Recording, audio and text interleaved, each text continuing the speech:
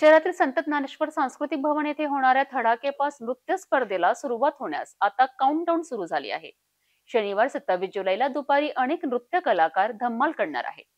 शुक्रवारी लावणी प्रिन्स शुभम बोराडे यांचे अमरावतीत आगमन झाले असून तो सुद्धा आपली कला सादर करणार आहे. Horizon typing and shorthand institute सह आमच्या सिटी न्यूज चॅनलच्या संयुक्त विद्यमाने शनिवार दुपार 1 ते 8 वाजेपर्यंत भव्य विदर्भस्तरीय नृत्य स्पर्धाचे आयोजन करण्यात आले आहे.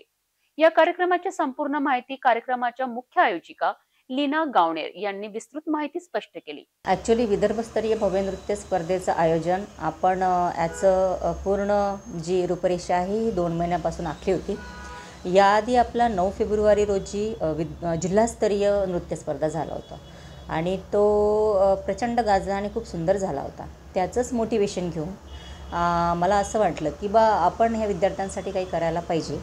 त्यामुळे मग उन्हाळ्याच्या सुट्ट्या आल्या आणि त्या दरम्यान ही संकल्पना मनात आली आणि आम्ही संपूर्ण विदर्भभर फिरून ऑडिशन्स घेऊन त्यामधून काही एकदम चांगले डान्स करणारे विद्यार्थी निवडून आपल्याला आता ही स्पर्धा नागपूर आणि आणखी कुठे न घेता अमरावतीमध्येच घ्यावी असा विचार मनात आला होता.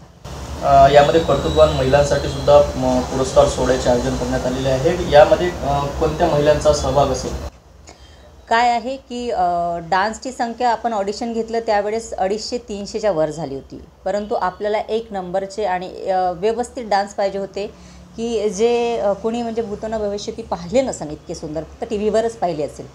तर मग असं करताना आम्ही 60 ते 67 असे डान्स सिलेक्ट केले आणि मग लक्षात आलं की डान्स जास्त होत आहे. तर मग काहीतरी त्याच्यामध्ये ठेवायचं. आता बरेच लोक काय करतात की कोणी करोके सॉन्ग ठेवते, कोणी नाट्यस्पर्धा ठेवते. त्याच्यामध्ये थोडं गॅप किंवा एक ब्रेक व्हावा म्हणून कर्तृत्ववान महिलांचा पुरस्कार आपण ठेवलेला आहे. त्यामध्ये एकूण आपल्याला 60 फॉर्म आले. त्यापैकी आपण 20 कर्तृत्ववान महिलांचा पुरस्कार ठेवत आहे.